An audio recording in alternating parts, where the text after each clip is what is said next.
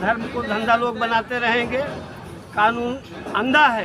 तो नमस्कार दोस्तों, मैं फूलचंद यादव जोरदार खबर में आपका हार्दिक स्वागत अभिनंदन करता हूँ। आज की जो विषय है हमारा, हाथरस में जो एक विभत्स घटना घटी है, शायद आप उसके बारे में पूरा जानते होंगे।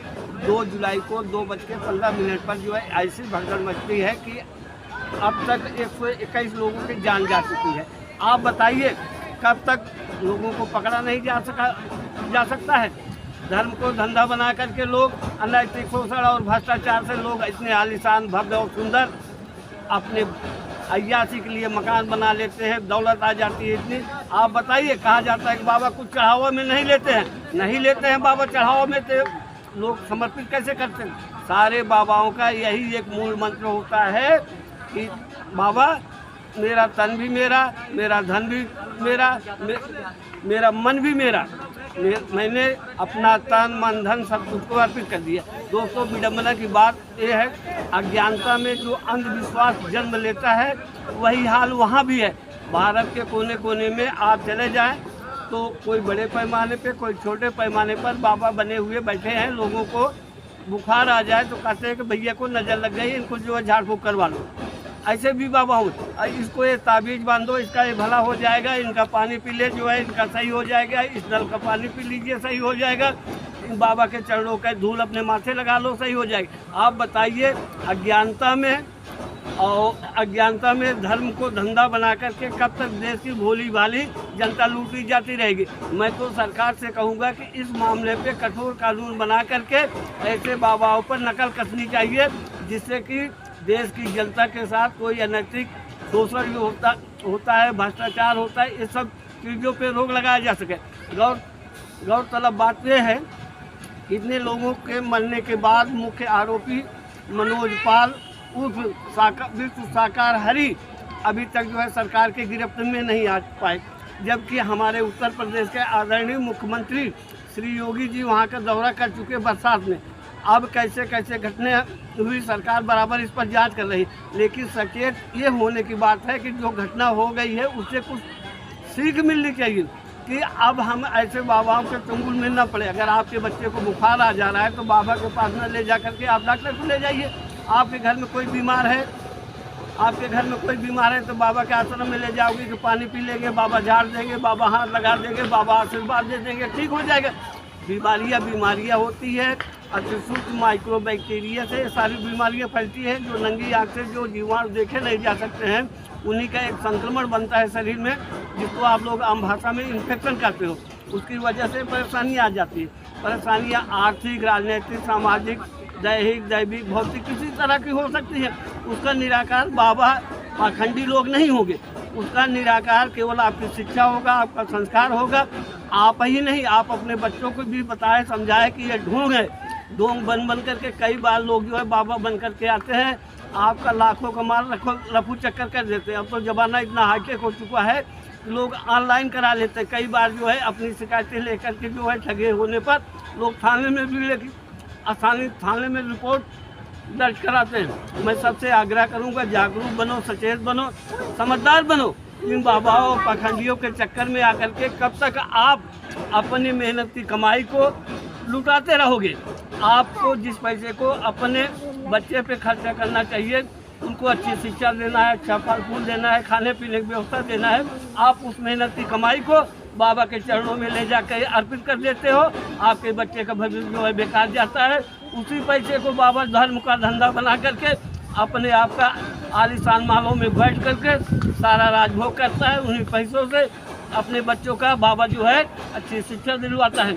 आज बाबा वैज्ञानिक दृष्टिकोण से सोच रखता है, लेकिन आपको अंधविश्वास में, अगर आप पढ़ी लिख जाओगे, समझदार हो जाओगे, तो शायद है बाबाओं को लगने लगेगा कि अब हमारा जो है गलत भ्रम फैलाना जो है मेरे नहीं आ रहे। अब लोग धीरे धीरे, सबसे बड़ी बात बताऊं कि अंधविश्वास का ज़्यादा शिकार औरतें होती हैं। अगर उनको कहा जाए वहाँ मत, उस मंदिर पे पूजा कर लो, तुम्हारा भला हो जाएगा। किसी भी घर में आप चले जाइए, कहीं पत्थर को नमन कर लेंगी, कभी पेड़ पौधे को नमन कर लेंगी, कभी पीपल को नमन कर लेंगी, कभी चलते हुए यहाँ तक कि अगर गाय माता दिखाई पड़ती हैं तो वहाँ भी नमन कर लेती।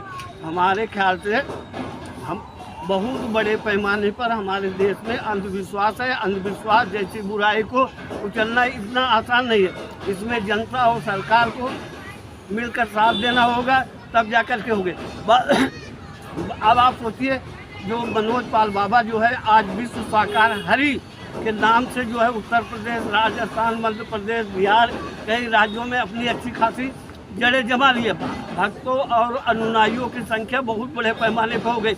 जहाँ परमिशन लेके काम 80,000 लोगों को आने का अवगत कराया गया था, वहाँ पर लाखों से भी ज़्यादा लोगों की संख्या हो गई।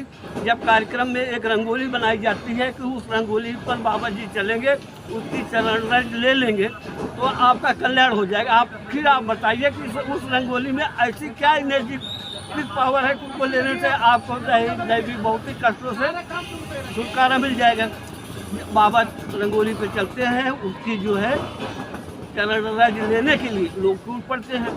इतनी ज़्यादा भीड़ थी कि प्रशासन की व्यवस्था भी पूरी नहीं थी। ऐसी स्थिति में 101 कई जाने अब तक जा चुकी है, जिसमें ज़्यादातर मरने वालों की संख्या स्त्रियों का है।